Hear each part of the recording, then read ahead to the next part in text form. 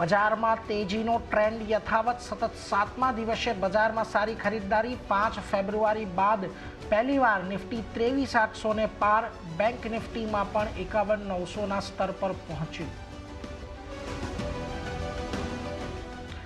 IT શેર્સમાં સૌથી વધુ તેજી નિફ્ટી આઈટી ઇન્ડેક્સ લગભગ 2% વધ્યો। ઇન્ફોસિસ લગભગ 2% વધીને નિફ્ટીનો ટોપ ગેનર બન્યો। ન્યૂ એજ શેર્સમાં પણ સારી રોનક।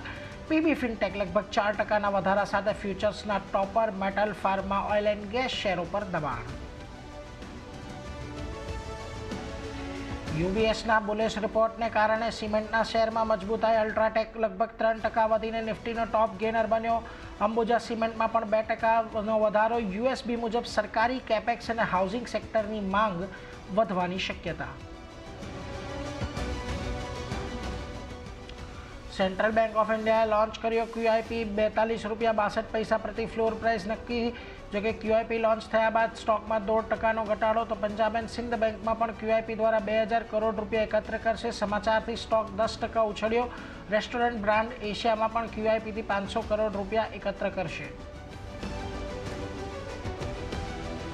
સેબીની બોર્ડ બેઠકમાં મોટો નિર્ણય। એફપીઆઈને આપી મોટી રાહત। ડિસ્ક્લોઝર લિમિટને વધારી બમણી કરી 25,000 કરોડથી વધારી 50,000 કરોડ કરી। રિસર્ચ એનાલિસ્ટ અને ઇન્વેસ્ટમેન્ટ એડવાઇઝર માટે ફીસ લેવાના નિયમોમાં પણ બદલાવ। હવે 1 વર્ષની ફીસ એડવાન્સમાં લઈ શકશે। Particularly where false information is provided, obviously we will really won't hesitate to take stringent action.